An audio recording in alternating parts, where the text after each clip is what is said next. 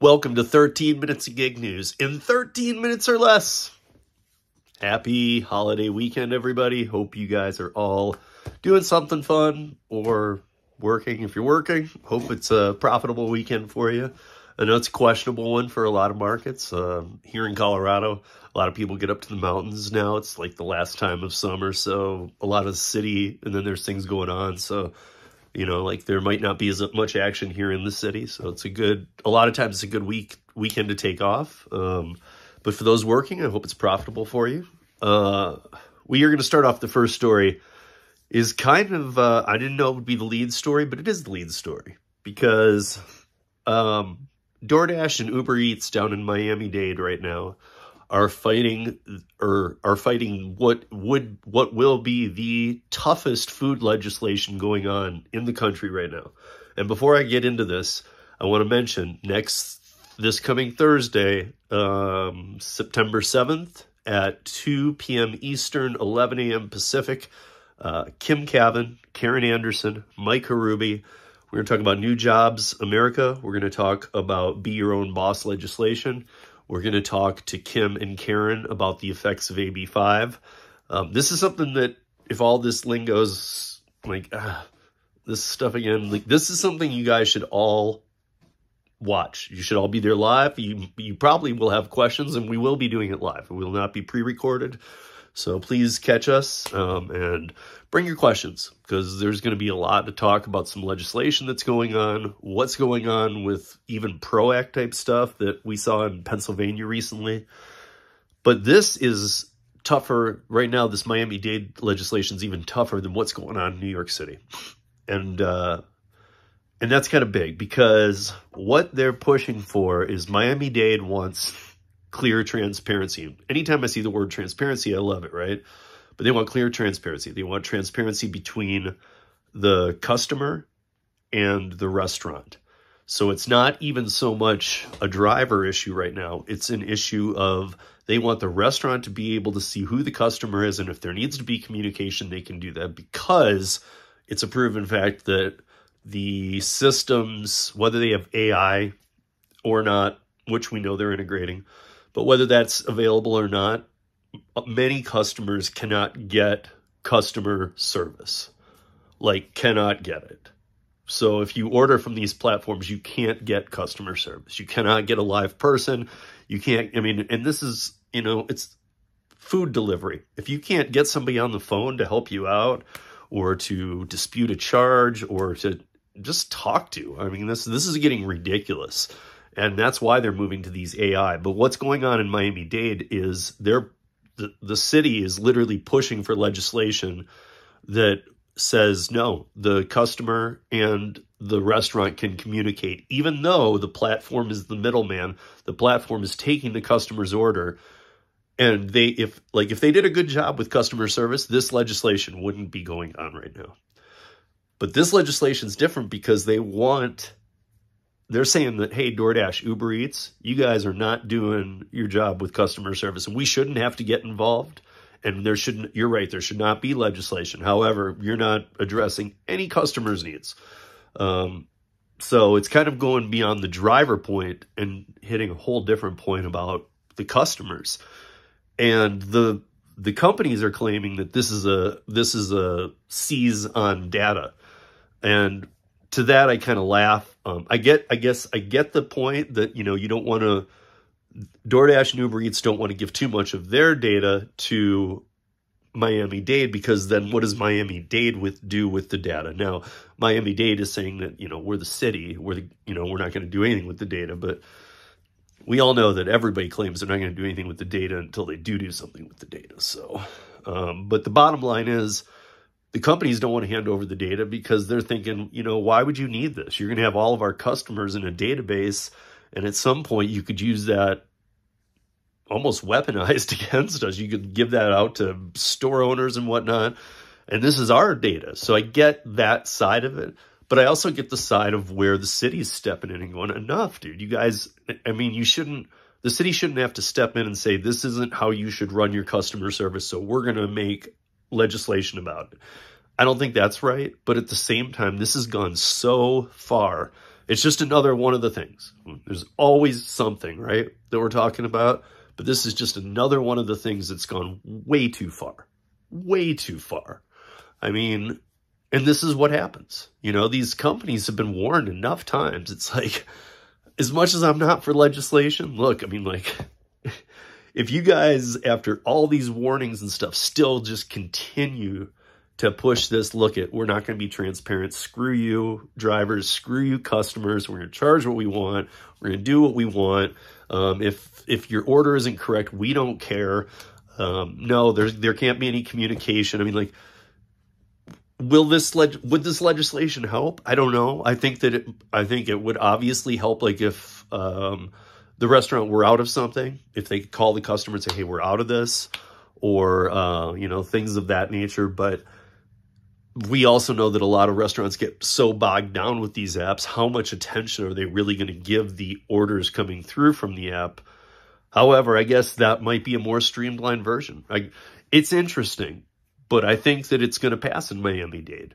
And to be honest, this is going to be very interesting because legislation's going on everywhere, you guys. And that's why next Thursday, again, do not miss it.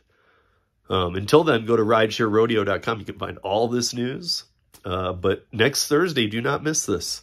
This is going to be for gig workers, traditional and app-based. This is what's coming down the pipe, and these are the heaviest hitters in the game.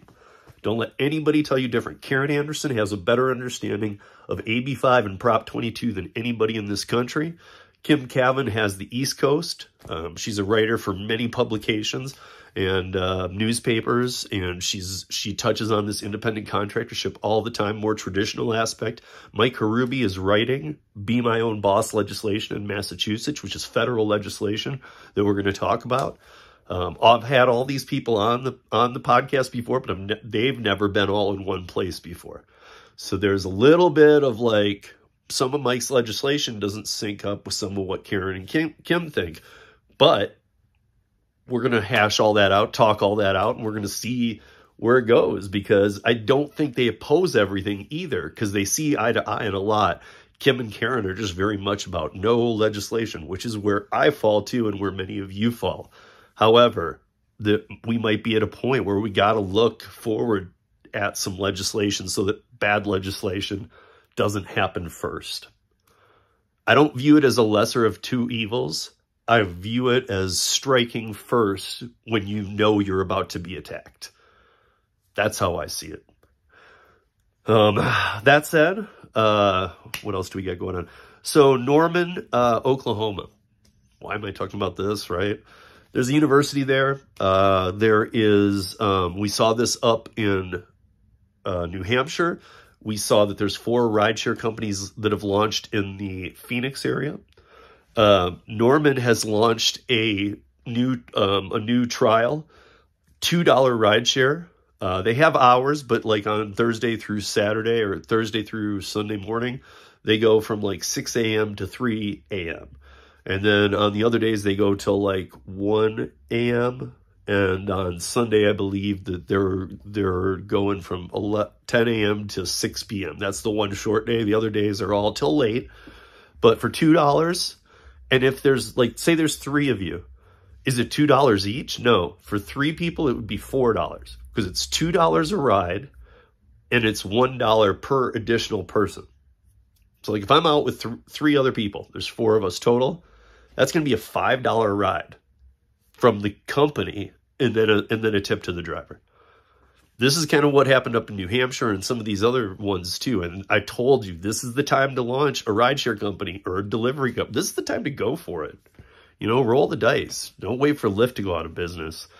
But it seems like a lot of people are kind of feeling that same way, because here they go. And then we're going to have the IPO from Instacart. We're going to see what they're really worth. Obviously, Instacart is getting very worried. Here in Colorado, they should be. Kroger's stepping away from them huge. Kroger has an arsenal of trucks here. And now we're doing their own delivery for, you know, $7 within an hour, $5 by same day delivery, and in-store prices, and obviously free pickup. So if you order from Kroger, you can go pick it up for free. You can have it delivered same day for $5 plus in-store prices, or within an hour for $7. Why would you ever use Instacart? Why? Kroger just ended that for them. Now, Aldi's doing the same thing. Aldi's a German-owned grocery store. It's not in every state, but a lot of us are familiar with Aldi. That is a big deal to Instacart. Instacart was trying out some of their Caper carts, their smart carts, in all these stores. And now Aldi is going to do the same thing that Kroger is doing. They're going to keep Instacart around, but they've launched their own app now. Now you can order from Aldi directly. They do the same thing that Kroger's doing, you know, like same-day delivery, within an hour delivery for like very cheap in-store prices off their app. And why would you be using Instacart?